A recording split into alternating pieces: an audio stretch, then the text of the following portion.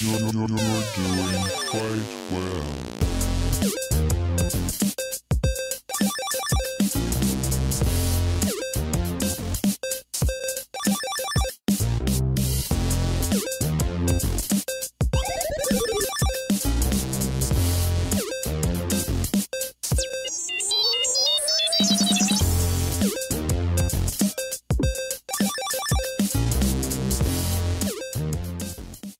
Hey guys, thanks for tuning in to another Gamer Girls Gone Wild podcast. I'm CG, and joining me is my lovely host, Baby Pancakes. Hello, darling. How are you? I'm well, how are you? I'm good. Long time no see. Oh yeah, like what, a day? I know, I can't get enough of you. I'm like, come back to me. I had fun. That was fun. That was a good drive. I haven't driven down that way in a little bit. That was awesome. I know it's a long drive. I appreciate that you came all the way down here. Yeah, it was pretty Person. it was pretty sweet. It was beautiful. But you know what's also really beautiful is we are introducing one of our newest members to the team, and I'm very excited because she is such a light when you meet her in real life. And I felt like when I met you in real life, you have this energy about you, and I've never even actually seen you cosplay before, so it actually gives me the chills just even thinking about what you are even like in cosplay. And I just want to welcome you formally to the show. Everybody, Jessica LG. Hi. Hey. Oh my God, it's Jessica. Welcome. I have so much to live up to with that intro. Oh my God. Well, I mean, we were literally hanging out it was like a month ago. Yeah. We were Yeah, at Hooters.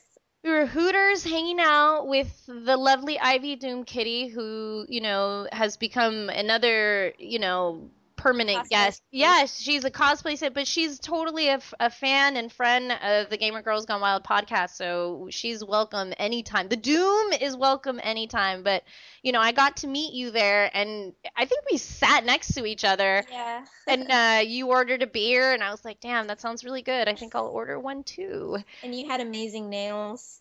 Oh yeah, I had gotten my claws. Oh my God. Yeah, everyone was freaking out about those. They looked pretty crazy. No, and we just I didn't even know that you were a cosplayer, honestly. I thought you were maybe in the industry, and then when I started kind of hearing about what everyone discussing things, I was like, "Oh shit. I'm sitting at a table full of cosplayers and people in that industry, and they all love what they do. They're all friends, and they all have amazing hearts." And I just was like, holy shit. It was just really fun to be around. I had never been around my kind, like so many people of my kind like that. I mean, I'm not directly involved with cosplay, but I support it so much, and I really believe in it. And I think that anyone who ever even has the guts to try even anything is, it's just fun, Good for you. You have a lot of balls and cojones to do it. But yeah, so what have you been up to?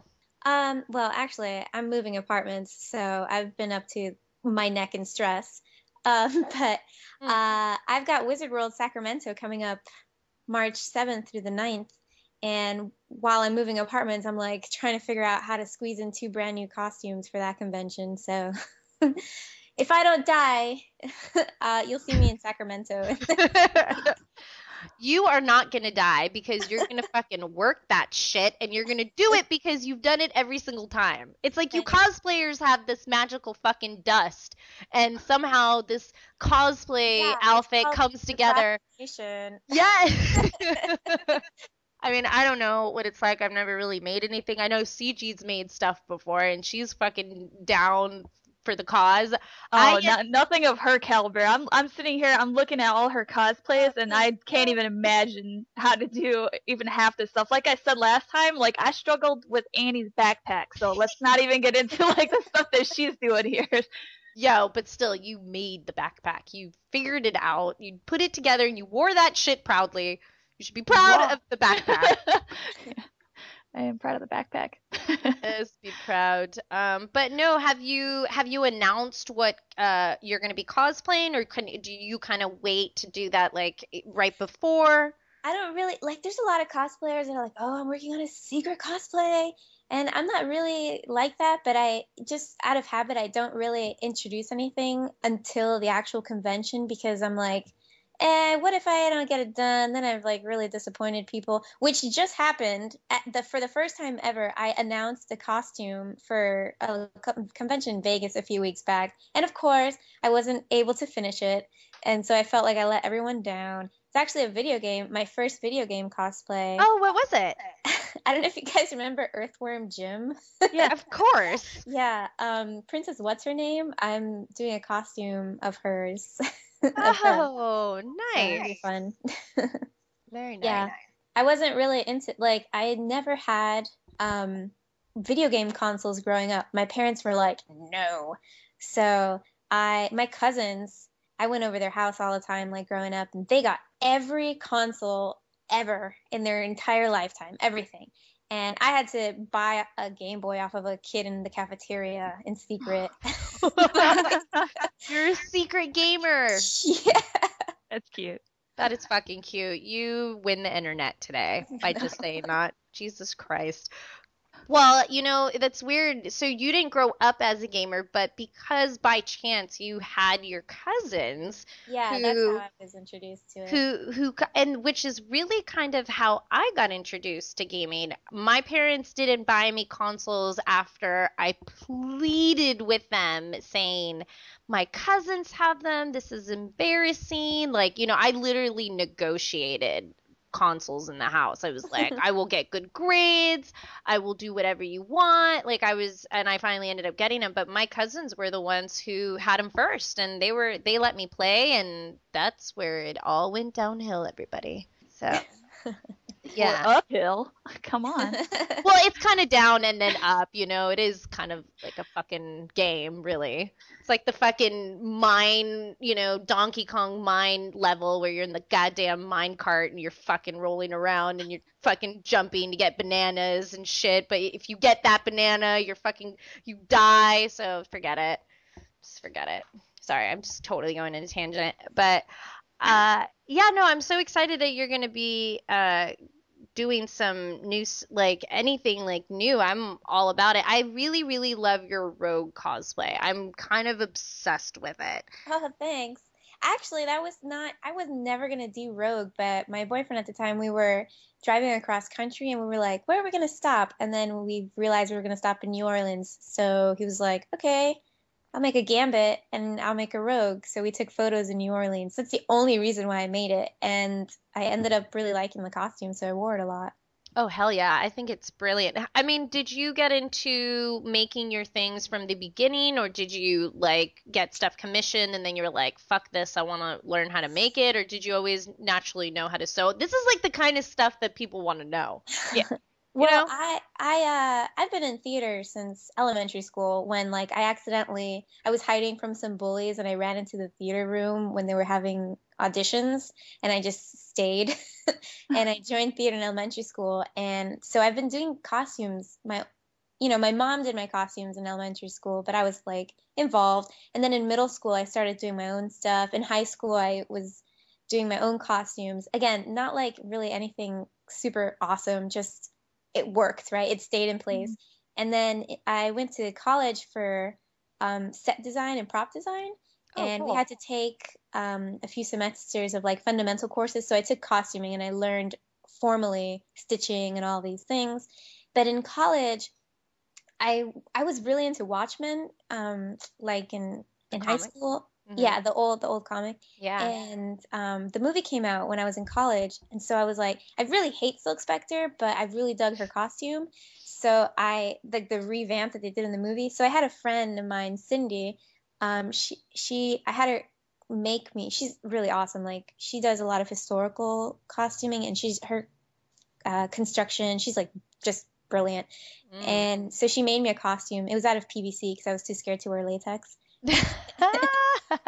And she made my first costume and I wore it and I was like, it's like, oh my God, the power.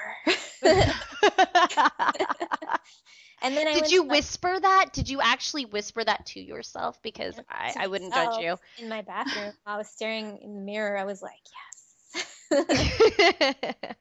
And then I did like some LARPing events, and then I don't know, I started doing it. I commissioned like one or two costumes when I first started, but I pretty much make everything now. Yeah, no, I make everything now, except sometimes like boots, I'll buy them, whatever.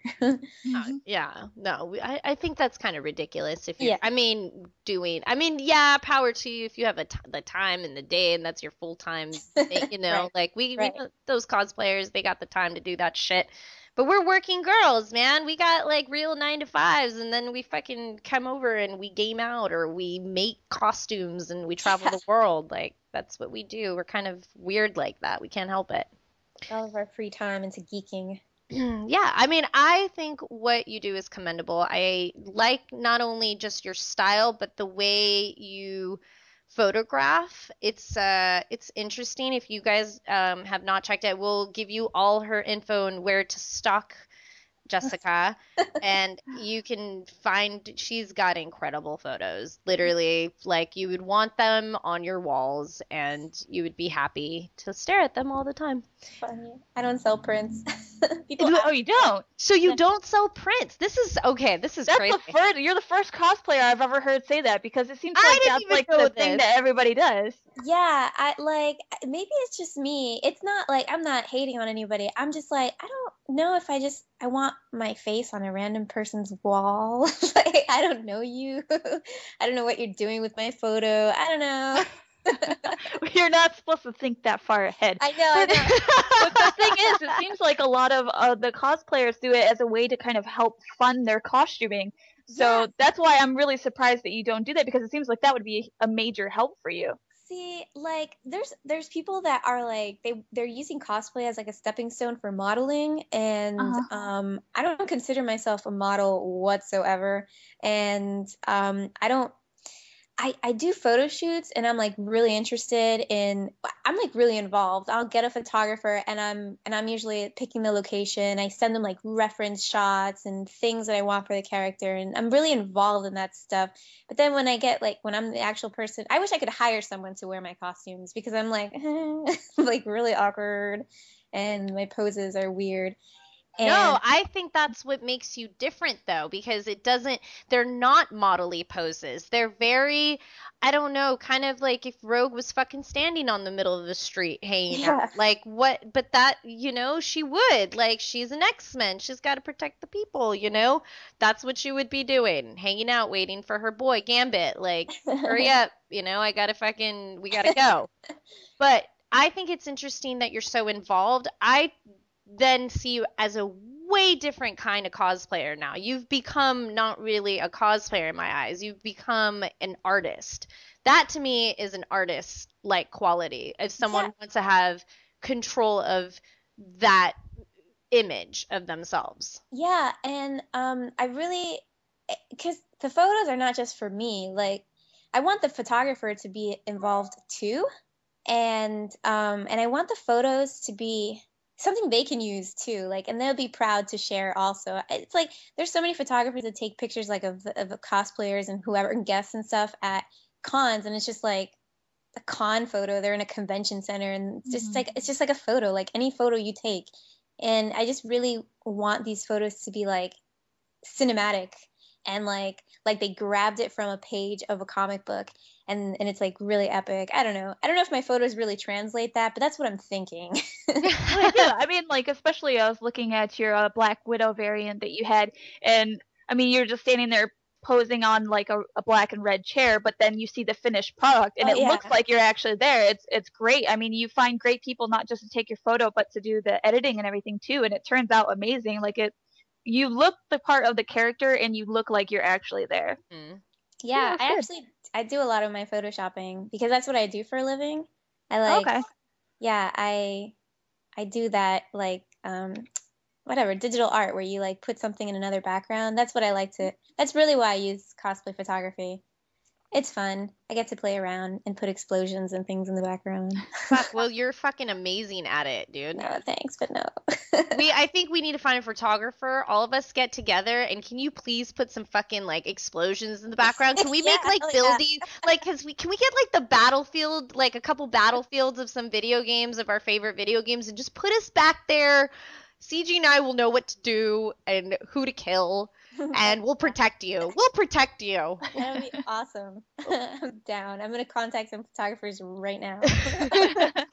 Oh man, that's incredible. Well, what do you feel cosplay has, done for your life? Do you feel that you want to continue on this path to keep growing in this craft, or do you want to grow in other places? Because it seems like a lot of cosplayers right now, like CG said, they're there to fund their continuous cosplay world. So they sell prints, they go to conventions, and they meet fans, and they really try to, I guess, make a brand for themselves, which I think it's brilliant. I mean, why not? If you're putting all this effort, you're meeting the people, like, absolutely do it. But for you, it just seems, you're kind of like the I don't know what I want to call it. You're almost like the outcast, but like in a good way. I'm different. I know I'm different, and I'm not hating on any. I have this, like, there's, like I was saying, there's cosplayers that use cosplay as a modeling stepping stone, and cosplay was nothing a few years ago, and then it just boomed, and I happen to think it's going to go back down again, like, no one's going to care, but these girls are going to, they're not going to be cosplayers anymore, but they're going to still do the modeling thing, I guess, or try to, and for me, I'm still gonna cosplay. I've always loved this kind of nerdy ass shit. But I think I'm gonna try to, like, this is why I do those photo shoots and I do the editing. I really do want to stay with the editing. Like, maybe get into like movie posters. I don't fucking know. But I am also like, I started doing a lot of freelance costume work. Like, I started doing some stuff for Nerdist, and I just got hired by DC Comics for their San Diego Comic-Con costumes. Nice. So I wanna like, I wouldn't mind, sticking with that. See, this is why I feel like this is a perfect marriage of people, because I'll be the first one to say, I don't know jack shit about cosplay. Yeah, I have friends that are cosplayers, but I could never tell you what it's like to spend hours and have shit happen, or shit happen at cons, and what the fuck do you do? Or, or a photo shoot. Like, I don't know what it's like to do that. Like, I'm a gamer. Let's put you in a costume. Yeah. Well, I cosplay. Well, I wanted to write a story about it. I wanted to write a blog post about it. And finally, I did my first cosplay for my first time last year. I was Elizabeth from BioShock. Oh. And, but I didn't make any. Actually, wait, no. I didn't make anything. I didn't make anything, but I pinned a pin that I bought from Etsy, my beautiful bird, onto the choker. That is yeah, that's all I did. There you go. That's not that. I mean, I did make shit. I got a beautiful, person who actually the person who did my costume, she works on Circus du Soleil costumes, and we got together and hit it off, and it was like a perfect gathering of minds. And she was like, dude, this is easy. Like, she whipped it up in like 2 days, and I needed someone to do it quick because I wanted to write the story, but I wanted to feel what it's like to step into a expo con cosplaying someone you really love. Not just anything, but someone. And Elizabeth was my favorite video game character of the year.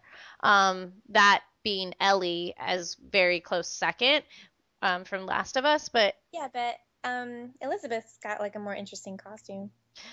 It was very, Victorian, and I got to wear a corset, and the titties were out, and fucking, like, it was just like, fuck, this is so not me. This is so uncomfortable, and I am all about that. I will put myself in I feel like I kind of shine when I put myself in uncomfortable situations. That's exactly why I did it. I used to be super, like, I had stage fright that I like if I had to present something in class, I would cry.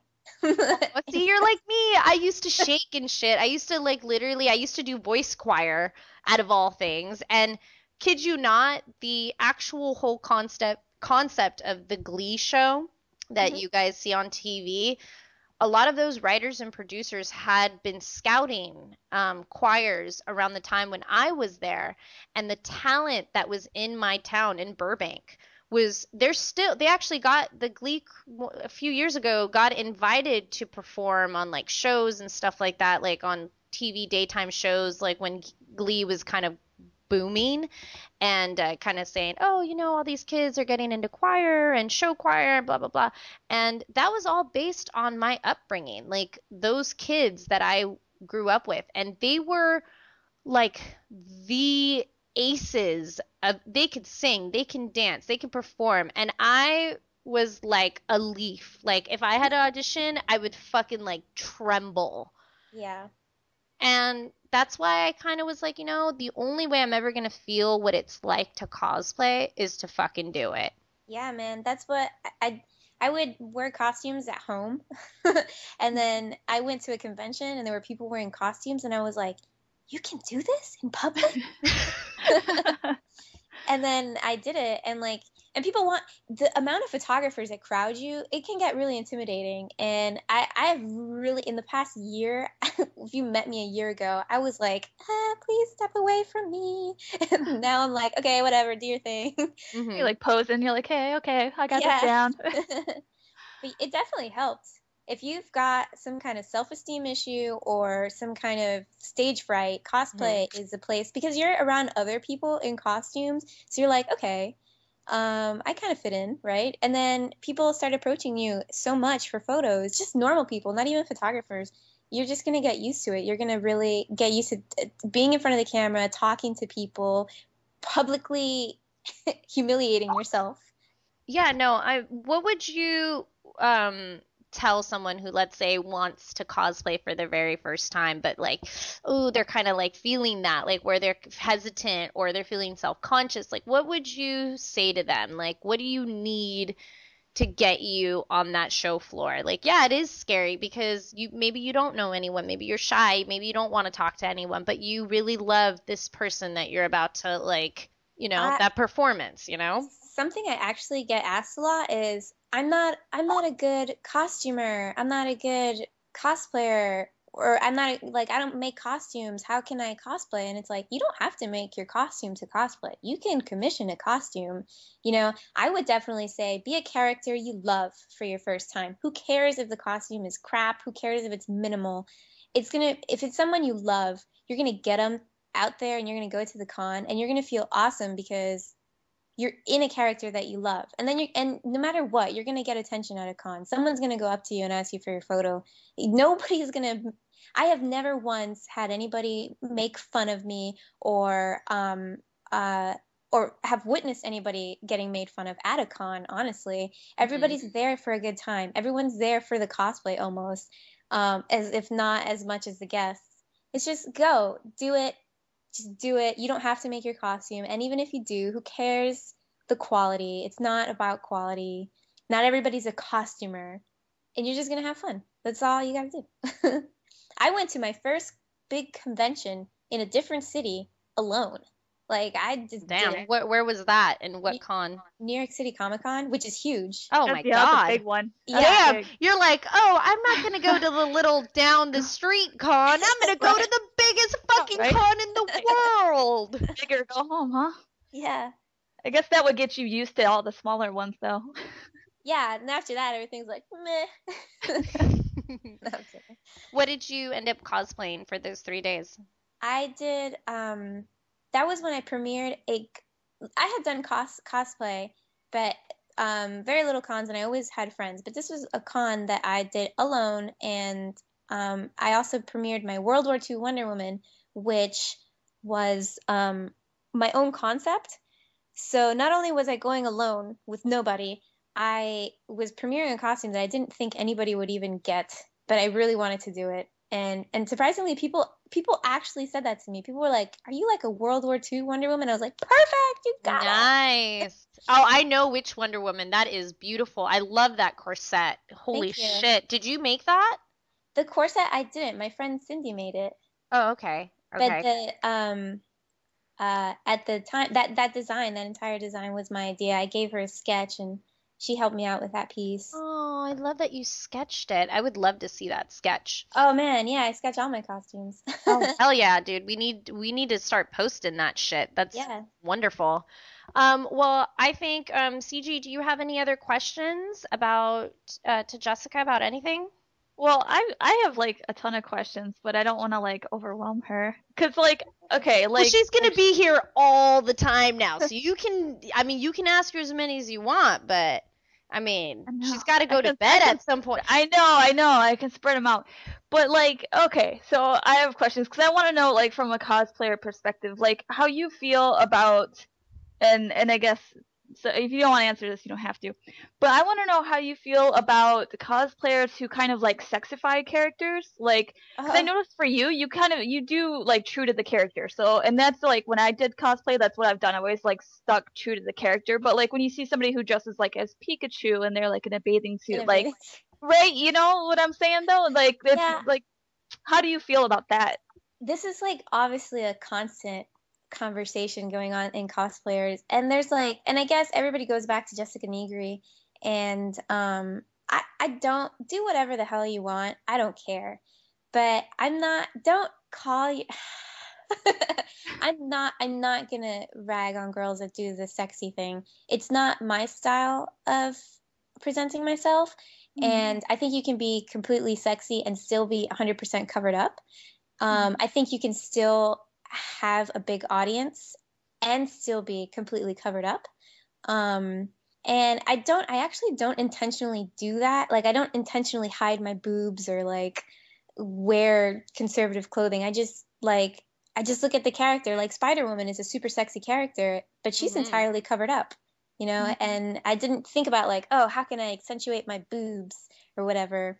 But like, there's girls that do it. There's girls that take it to an extreme that I don't like, where they buy a bra and an underwear, and then they're calling themselves costumers. And then I'm just like, you're just insulting the people that really take the time and the effort to construct a costume and think about it. Even the sexy cosplayers that actually know how to sew and things like that.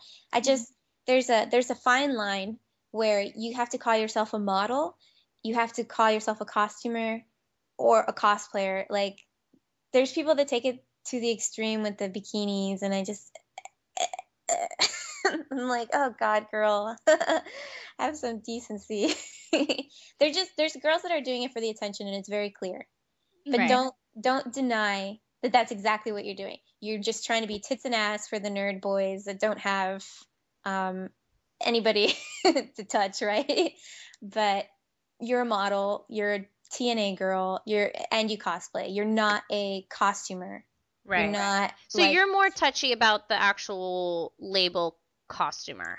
Yeah, the costumer. Yeah, that's what it. I don't, and I also hate when girls buy like bikinis and they say, I made this costume. It's like, no, you didn't. You went to Target and you bought a bikini. Like, let's be real. Well, what about girls who, let's say, get costumes that are already made, like, from a costume store, or someone buys them a costume from, their Amazon wish list, and they say that they're cosplayers. So, like, they didn't make it, they didn't buy it, Yeah, no, I mean, cosplay, again, like I was saying, you don't have to make your costume to cosplay. Right. You're just in costume, and you're at a convention and you're just showing your geekdom. That's fine. Like, I have a friend who's not a nerd or anything, but if she goes out to conventions or anything, she just buys like, the sexy Ninja Turtle costume or whatever. And that's fine. She doesn't know how to sew. She's not really into costuming. It's just they need a costume and you're cosplaying. But don't, at that point, that's when there's the fine line where all these people get these like pages. And then they're like, oh, I'm a cosplayer, but, you buy all your costumes from Party City. And it's like, you don't make anything. They're just trying to be famous, for nothing. Right, right. Well, so that's my point is where does it get to a point where the cosplaying now is not really cosplaying, you're just putting on a costume to look sexy to get people to like you. yeah, That is the point that I'm more making because I feel there's more and more of these little Facebook pages that I'm yeah, seeing, and I'm just kind of like, okay, girl, we know you look amazing. You're beautiful. That's cool. But honestly, like, I don't need to see you in every, like you said, Party City costume yeah, out there. So I don't know. Maybe I'm being a little fucking asshole-ish about it, but I just kind of. I'll categorize those people, those Party City people that are having the like pages to be famous, with people that are also they don't credit if they had their costume made, and they're trying to be cosplay famous, but they don't make any of their costumes. Again, you don't have to make all your costumes to cosplay, but don't like sell yourself as this person that makes all their costumes and then not credit the costumer or whoever did it. Right. And there's like so many fine lines with this cosplay, and I think that Facebook and Facebook like pages are like really ruining that because it's like I'm gonna have a like page just so that like nerdy guys can look at me and keep me in their spank bank, and I can have 200,000 likes or whatever.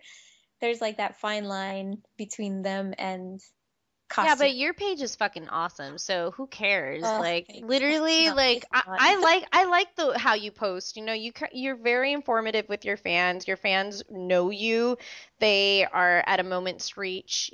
There are some pages you look at and you can tell. I'll be the one to admit it. I'm not always around, but I will get to my messages and I will get to my comments. It might take me, a week to get there because it's like I gotta wait till the weekend when I have time, but I get there. And, Yeah.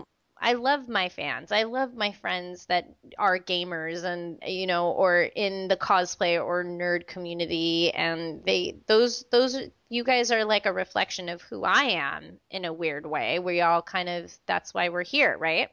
Yeah. So, that's awesome. Well, I don't know, CG, do you have any other questions or? I could go on all day if you keep asking me that. I know, I can't help it. I like your questions because then they bring up other awesome, like, unique topics that Jessica is just like killing it. I'm like, okay. It's like story time with Jessica LG. Let's just keep going. Here's another one. So, okay, I was cyber stalking you a little bit. I looked at your page. I noticed that it looks like it's pretty new. It's been like a year, a little less than a year and a half since you had your page, and you got like 180,000 likes. Now, how did that start for you? Was it like, you had a few hundred likes and it's like friends or people who bumped into you at conventions, and then did it just like blow up one day, or was it like, did it have anything to do with the sci-fi show that, involved cosplay that like Not kind at of all. helped? Actually, I'm gonna say that when Heroes of Cosplay came out, it was actually like a bad time for likes. Really? Yeah. Actually, when I first started, even before I started a like page, I was passing out business cards, and like it was my life. I ordered hundreds of business cards and I was like, here. And it was at first it was for like my website that just had some costuming, but it had like my Photoshop work and my graphic design work, and I was hoping to get work from it. But then people were like, "Oh, do you have a Facebook page?" And I'm like, "Why would I have a Facebook page? Like, I just have my regular page." So then I started a Facebook page because my friends kind of pushed me into it, and then I think the business cards at first were just like really what got me my few thousand likes. I mean, I would pass out business cards and I would talk to a lot of people, and then I was trying to network with a lot of cosplayers and photographers and prop makers, and then my World War II Wonder Woman went viral on Tumblr. I had no idea what the hell Tumblr was, and so that's how people found me. And then other pages would just share me, and it was, I don't know, it was cool like that. Damn, social media just got a hold on you. Yeah, it was. I was not expecting the surge after Tumblr because I didn't know what the hell Tumblr was. I still don't know what the fuck it is. I was like, you just post pictures? Okay. Well, that's good that at least they found you from it, because there's so many times when pictures get posted on Tumblr and nobody knows where the source is. Yeah, I noticed that. That's good though. And then, so does that help you with like people contacting you for if they are like, hey, will you come to our booth? Like, has social media really helped you with that? Yeah, I actually sometimes I want to disable my messages from my Facebook page because I get a lot of like random stuff and like dick pics, and so I just like the spotted dick. The spotted dick never fails. Never fails, everybody. But I, to be honest, that's like where the most of my contacts come from. Like if I want to work, for someone or with someone, that's where they contact me. So that's why I keep it. Good. Well, fuck yeah, let's just end it with spotted dick and disable all messages. Just kidding. Just kidding. We're not going to disable anything. Or we could just end that with, facebook.com/Jessica Lynn Cosplay to go to Facebook and find her amazing cosplay. And smash her like button. Just smash it. Blushing. Like, show, and feed because you want to see those updates. Hell yeah. I would want to see those updates if I'm at work and I'm like, fuck my boss, fuck my life. Oh my god, look at this photo. That's how I would be. Oh my god. All right, well, let's go to commercial, and we'll be right back, everybody. Hey everyone, go check out sixsongclothing.com for the most amazing handmade casual cosplay wear. And don't forget to put in Pancake143 for 10% off. You won't regret it. I'm excited to wear my hoodie. I know you've seen photos of it, so go check them out. sixsongclothing.com, and don't forget to type in Pancake143 for 10% off. Hey guys, this is Jessica LG, and you're listening to Gamer Girls Gone Wild podcast. Hey everyone, this is Baby Pancakes, and if you haven't already, you want to sign up for Loot Crate sooner than later so you don't miss out on your next Loot Crate. Go to www.lootcrate.com/PancakePout and save 10% with the promo code Pancake143. That way you save some money! Well, let's say this Twinkie represents the normal amount of psychokinetic energy in the New York area. According to this morning's sample, it would be a Twinkie 35 feet long, weighing approximately 600 pounds. That's a big Twinkie. We could be on the verge of a fourfold cross rip, a PKE surge of incredible, even dangerous proportions. Tell him about the Twinkie. What about the Twinkie? Okay, that's really very good. I'd like to try it just one more time, and then we'll call it a day. I met her on a Monday and my heart stood still. Somebody told me that her name was Jill. Okay,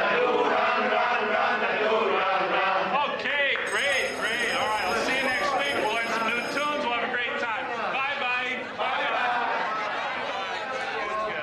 Hey everyone, this is Baby Pancakes, and welcome back to another episode of Gamer Girls Gone Wild podcast. I hope you enjoy the commercials. I'm a total fucking noob and don't know how to use my software. So we just recorded a bunch of shit, and I was not recording, so I'm a complete noob. But it's okay, because sometimes shit happens.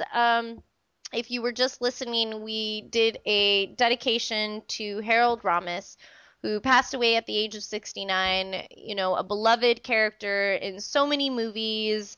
He was a patron of the arts. He was a director, a writer. I mean, he pretty much did it all. And if you were hearing some of the clips during the after the commercials, we just wanted to pay our respects on behalf of the Gamer Girls Gone Wild podcast. And earlier today, I was watching some Caddyshack clips, and I was just like, "Fuck, this is amazing! Like, how could we, this is irreplaceable, basically." Yeah. So, you guys have fond memories, I'm sure, right? Yeah, I had a crush on Econ growing up. My dad showed me the movie when I was a kid. He was like, "Oh, you're like 8 years old. You're old enough to watch this movie." And Egon. I'm surprised about Egon. What's up with the nerd? Do you have a thing for like? oh my God, yeah, all of the characters that I like from Power Rangers. I liked Billy. Like I never liked the hero. I just liked the nerd. Something about nerdy boys that gets you off. Yeah. Is it because they're just the underdog and They're they the underdog heroes that are actually solving all of the problems. and they might not be perfect looking or be well put together, but there's something about them that is just cute. it's fucking cute. It's fucking cute. I totally get it. CG, do you have memories of watching Harold on the big screen and whatnot? Yeah, I was a big fan of Ghostbusters, so it's definitely sucky to see him go. Yeah, I mean, 69 years old. I mean, that's not young, but it's not old. I mean, Yeah, he had some diseases and complications and surgeries and stuff. Sad. yeah, well, I mean, not to go into another like depth, like sadness, but there's been a few passings. It's like that thing that they say it comes like, when people pass away, it comes in like threes or whatever, like, consecutively. And within our community, we had Dark Mike, pass away. And I know CG, because you're really involved in the community, you've probably been hearing a lot about this. I mean, Yeah. he was so young. It's just so sad the way that all went down. Yeah, definitely. I mean, Dark Mike, as he was known in the Super Smash Brothers community, was an all-star player. He mained Samus, which was something that's kind of rare because a lot of people thought that Samus was a really like weak character, just wasn't very good, and then he would just destroy with her. He was a top player, so he showed everybody that they were wrong. It's all about skill, and it doesn't matter about the character. And unfortunately, he was one of a couple people who got shot that day. There was another shooting that was a few hours prior to that, just a few blocks away, and he unfortunately was shot, they believe, for his Xbox because he was on his way to a friend's house and had his Xbox on hand.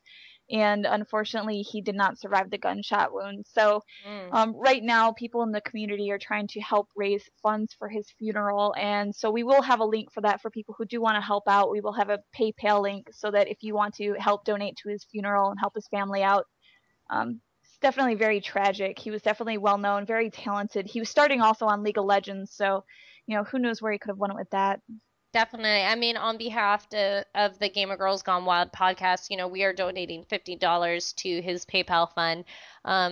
We just feel like any little bit, helps. If you can't donate that much, a dollar, or anything that you can will be sufficient. I mean, funerals are not cheap, and I think just bringing art gamers together to help a situation like that. This is the way I would want my community to help out, and it's just a sad situation, like you're holding your Xbox, but it also makes you think cautiously of like, if you're going out, how do you I mean, I would not ever carry my system out like that. Right. So it just makes you think, what could you do to prevent something like this from happening, Well, even for him too. I mean, I think it was just he was in the wrong place at the wrong time. It wasn't really. I mean, it could have been any other day, and he would have been Sure. fine. It's just there was something that happened just in that same area, just within a few hours. He probably didn't even know about it, and he was just an unfortunate victim. Yeah, and that's the thing, you just have to be really careful. I mean, anything that you carry nowadays, it doesn't even matter what neighborhood you're in, really. I mean, people are getting jacked down the street here at UCLA close to me for their Nike shoes, It's like, fuck. You just never know. You just never know. Just be careful. Put your shit away. Don't, like have it out where people can tell what it is. You just never know. You just never know. But that is, please donate if you can. That would be amazing. I was just looking at all the topics that we were talking about, and I'm like, oh my God, we went through a lot. Yeah. Fucking A. Can we just talk about Twitch for a second? Because it just seems like Twitch is just... Okay, so officially Xbox One on March 11th, you will be able to stream on Twitch. Apparently, it just seems like people have been waiting, people have been told, people have been promised. It's like fucking cry me a river. Well, now you get to have this option. The interface looks great. You get to go and you get to stream yourself using, minimal equipment. You don't, because CG and I, when we've had to strip. Did I just almost say strip? Okay. Well, we're not stripping, we're screaming. We are not strippers, everybody. Even though you wish you would want us to be in your dreams. I don't think I could be a stripper anyway, because I would fall down. I'm so fucking clumsy. Like, I trip when I'm sober. Like, I am an idiot sometimes when I walk. I'm really clumsy, so that I would be the worst stripper ever. But yeah, streaming and not stripping has been kind of a production, You gotta have your computer, you gotta have your capture device, you gotta have this, and you gotta have that. And, I don't know for you, CG, but it's been a production to get that shit going. Oh, yeah. For me, too. I mean, because if you want to stream like how this is set up, I mean, you got to have a webcam, you got to have a PC, you got to have a capture device. All this stuff is going to cost you like a few $100s, at least, usually, to set this up. Not to mention the time and just... It is, like you said, just a big production. And now it seems like everything's going to be super convenient. It's just going to use your Kinect for the camera. It looks like it's got the actual game in there. It's got the camera showing your face, and then you don't have to worry about, all these fancy headsets and everything with all these amps and everything, because it's just going to use your standard headset. Mm-hmm. And I mean, everything looks great. You can see the chat and everything in there, so you're not going to have to a separate laptop or separate screen. I really like the way that everything looks, and I'm definitely looking forward to seeing how that plays out.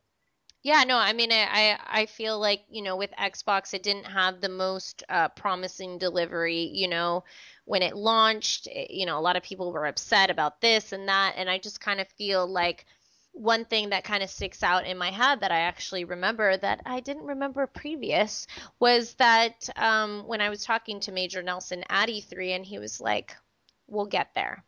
And I was just like, huh? Like, what do you mean? Like, I got it, but I didn't get it. But more and more as Microsoft is starting to do their updates, their system updates even, it just seems like it's all coming together. Slowly but surely, but it's coming together. It might not be as flawless as, how they wanted it to be, but I think that they didn't know what to do in the beginning, and they're slowly starting to kind of map out the strategy for it. So I think timing is everything too. Now it's like a big game like Titanfall coming out, and now people are gonna want to stream that. Mm-hmm. So it makes perfect sense. But it also kind of brings up this whole The Legend of Zelda and how it's now massively being put in a co-op game, and Jessica just got basically like schooled on all this, because she was like, I don't understand, what is Twitch, I don't get it. And I don't know, CJ, if you kind of want to break down our whole because we just recently talked about this of Pokemon, but now we got The Legend of Zelda. Right, so it started off with Twitch Plays Pokemon, which I'm sure so many people have heard about, and it spawned tons of, so it spawned a bunch of different imitations. So Twitch Plays Pokemon Crystal version, Twitch Plays Tetris. Now we have Twitch Plays The Legend of Zelda, and it's just getting crazy because the Twitch servers, they just can't really handle it. So they've had to move servers over to the different servers that they usually have set aside for large-scale competitions like League of Legends and Dota and stuff like that, just because the standard servers, they just can't handle it. And it's causing a whole lot of controversy too, because of the fact that now there's professional gamers who are really upset about all of this attention.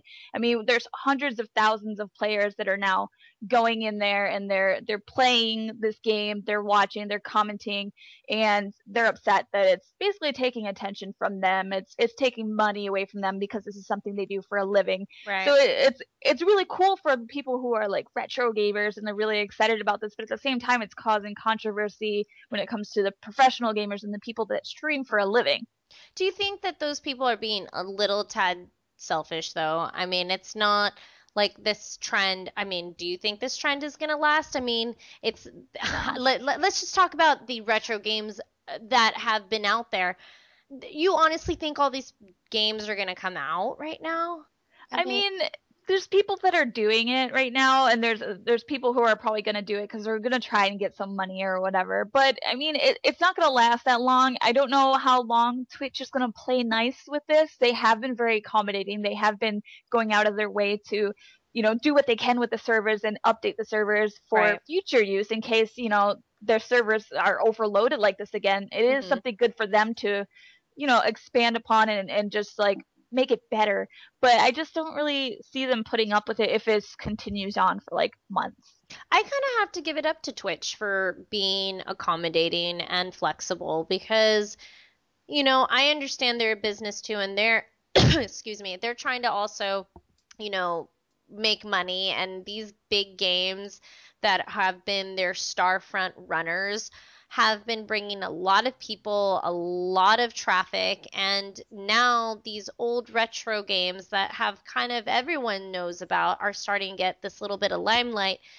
I think they're just trying to create a balance. And how do you keep so many people happy without fucking pissing a lot of other people off, I guess? So I have to just say I'm kind of impressed how they're managing their whole their whole company, actually. Yeah. I mean, at least Twitch is still running. But I mean, as a streamer myself, I have been a little bit frustrated that, I sometimes can't even see the chat, when I go into my own streams, and I can't ever see the people in my room.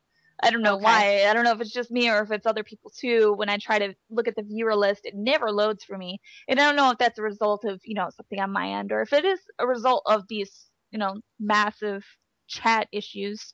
So yeah, I've had my chat window not open completely. I mean, I guess it's something that I guess I don't know. It's only happened once though. Does it happen to you a lot?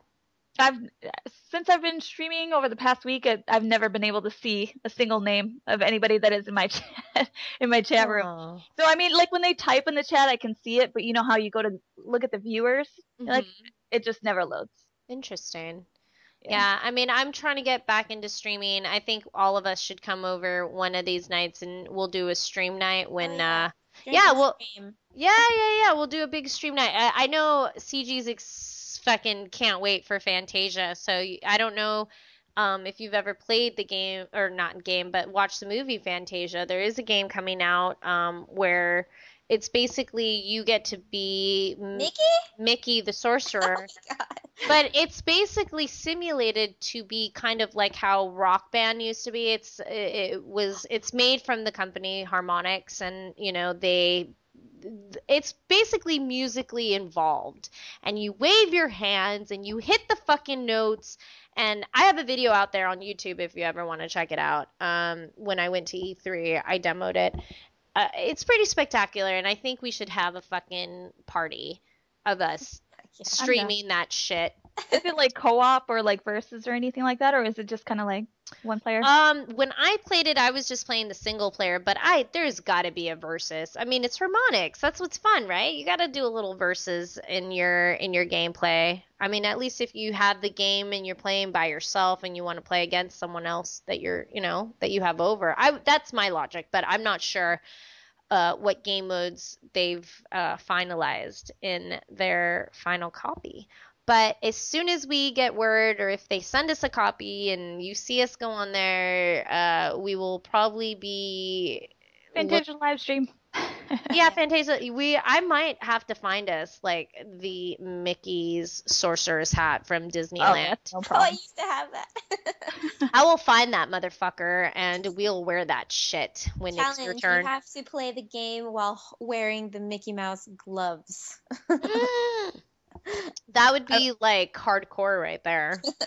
I wonder if it would pick up on the hands, because it's mainly using your hands, right? It's just Your arms, but there is times where you do kind of have to use your hands a little bit to accentuate certain parts where you hit, like, because like when I played Bohemian Rhapsody, so like there was shit happening everywhere, so you're like waving your hands around like there's a fucking bee around you and you're trying to fucking like swat it away, and so but you're trying to hit everything, so it was quite spectacular. But we will definitely be doing more streaming. I would love for you girls to come on over and we can have a whole stream night. People would love it. I mean, there's other topics. I know being one PS4 sales in Japan. Japan has the PS4, people. You will be hearing a lot more Japanese while you are out there in the multiplayer world. Don't be alarmed. Probably more so for like well, I would say when Xbox comes out, Killer Instinct, I could see, because there's a lot of fighting game players over there. I could see them going on there and yelling in Japanese. But PlayStation, I mean, what all is there that's out for PlayStation 4 right now? I mean, Watch Dogs is going to be coming out soon, and I'm wondering if they'll have some kind of... I mean, I'm just trying to think. What is out there right now for the PS4? I mean, there's Call of Duty. Naturally, all those multiplayer, players will be jumping on that. Oh, yeah, Ghosts, right? Yeah. Try to just think. I have like other games in my head, but I'm not sure what the Japanese audience really goes for, so I can't really I am not. It's all about Final Fantasy. Yeah, They're I was waiting for Final Fantasy. I was gonna say, dude, they don't give a shit about that. They just give a shit about Final Fantasy. They'll be happy once that comes out. They'll fucking Harajuku fucking tea, and they'll be happy as clams. But they, what's interesting is they sold 322,000 units during their launch. So that's 1 million more PS4 units sold within the first 24 hours of its release. And worldwide now it's at 5.3 million units. So they're not doing too bad, but I'm wondering if, they're thinking what's, it just makes me think of what we were talking earlier, and you were like, oh, what's going to happen when Xbox One comes out? Where is that going to put that, I would like to see Xbox One beat out PlayStation 4 in sales for Japan, but it's not going to happen. It's not going to happen. Wouldn't it be weird if it did, though? Like, in some weird way, like, they were, like, Japan's all like, secret never cults. mind. Yeah, like little secret Xbox cults happening over there, and they're like, you know what? Fuck this PS4. We're gonna go and we're gonna link it up to our television, and we're gonna watch our cool fucking Japanese fucking game shows, and then tell it to play a video game right after. Whatever, however, they're like Xbox, and then whatever they say. That was your Japanese. Right, Xbox. Well, yeah, because they shout a lot. I think that's more so Korean than Japanese, but yeah. Really? I feel like oh, well. They always sound angry, but they're not. Yeah, they're not angry, right? Yeah. I don't know. I just know that they are very technology based driven. They love fun, savvy, cool, fucking flashy things. And why not an Xbox One that can tell your TV what to do and and it's a video game console. So it's like maybe they'll go for that marketing scheme a lot more than, America was more like, well, okay, we know what you're capable of, but we want to know what can you do for our gaming world.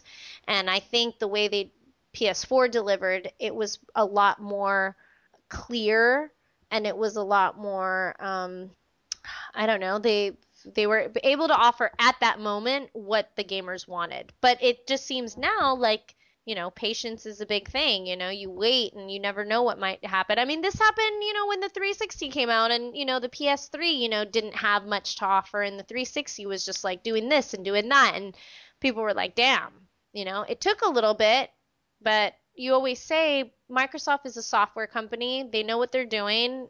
Sony is a manufacturing company. They know what they're doing. So it just brings that kind of perspective to light. Yeah, but that's a lot of fucking thing. And you wanted to tell me something earlier, and now I need to know what it is because I can't fucking take it. Is it time already? Yeah, going right to it. Yeah, no, I was like, you were like, I got to tell you something, but I'm not going to write it down. And I was like, no, tell me. And you're like, Yeah. oh, I wanted it to be a surprise. If I had told you ahead of time, you would have been on it like this whole time, and then the podcast just wouldn't have been done. So what it is Flappy Bird is not dead. It has come back with a vengeance, and there's now a game called FlapMMO.com, where basically you can play Flappy Bird. Hold on, I'm going to that shit right now. FlapMMO.com is a site where basically you play Flappy Bird on your computer. All you're doing is you're just hitting your left button, same as like how you tapped on your phone, and you're playing Flappy Bird, but you're playing it with like basically hundreds of other people at the same time. You're just watching people run in the pipes and die. Oh, am I playing or am I just dying a million times? Yeah, that's basically that's Flappy Bird. Hey, I made it further than I did before. Did you? It's like, I can go through the first pipe, but fuck the second pipe. Like that's just too much. Oh my god! Oh my god! Oh my god! The hardest. No, but like honestly, like do you think the guy who made this shit is like kind of annoyed now that like all these different versions are out and he's just like, wow, like I don't know, because so if the story is true, he hated the attention. He hated all the death threats and everything else that he was dealing with. He just wanted to go back to his simple life.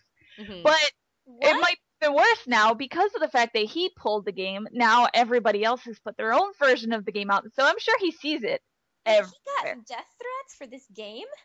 Well, yeah. Well, supposedly. Yeah, supposedly he was getting death threats before, and then even more so when he said he was gonna like pull the game because there's people who are addicted to it who are like, you better not pull the game down. And then he just like, what the hell? I can't. I hate this game. But it is better than the original. I do have to say that. It's fun to see all these little like ghost fucking birds just fly. I'm playing it right now. I just got to the third one. My score is 500 and something. I don't know. My score is 3. Okay. Wait, you scored 500 and something. I think somebody else has been playing on your computer when you weren't around. But I don't know who would have known about this because you just told me. You need to ask somebody else what he's been doing on the Oracle and see like, hey, what have you been doing, dude? Who's been playing? Because I mean, it says my high score is 22. My server high score is 97. Okay, hold on. How do I say? So my score is 14. My personal high score is 14. My server high score is 215. What the hell? Mine is 10. Because I'm a beast, dude. Don't get me playing these little fucking games, dude. I'm like, I figure them out really quick. Like, I can go through the first and second pipe like nobody's business. Third pipe, I fucking just die. I just saw someone just, like, flop right after me. That's what's kind of funny, too. It's like, and sometimes you get in the same rhythm as somebody, so you're, like, bouncing up and down, and then you, like, it's like one of you guys or both of you both just hit the pipe right at the same time. It's fucking hilarious. I can't believe you kept this from me. You kept this game. I could have been fucking playing it. Well, at least I didn't, like, buy the app when it first came out and then sell my phone like some of those noobs. I don't understand why they sell their phones. Because what they ended up doing was when he killed the app, like the game was out for quite a while and then it just gained recognition and then he pulled the app from the App Store. Oh. So if you had already downloaded it on your phone, you had it. And so people were selling their fucking phones for like hundreds, thousands of dollars on eBay. Like, and people, eBay's trying to shut that shit down and everything. But some people actually bought phones that were like, super cheap phones for a couple $100 just to play the game. Flappy Bird. Those people are insane. Anybody who bought a phone just to get the game, you're crazy. I'm just saying. What if Guys, they... you can follow my progress on Flappy Bird MMO. My username is I suck. Oh my god, I love you. That's hilarious. Well, I mean, honestly, I did it! I did the first pipe! Jesus Christ! God, you can change the theme. There's themes. There's themes? Oh hell no. You can be Oh my.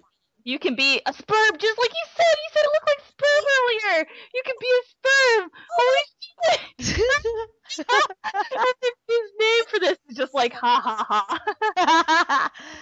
Oh my god, you can change the themes. Oh, I'm loving this sperm one. This is hilarious. The quest for the egg. What happens when you get to the end? I just want to see what You happens. fertilize the egg. You become an amazing person.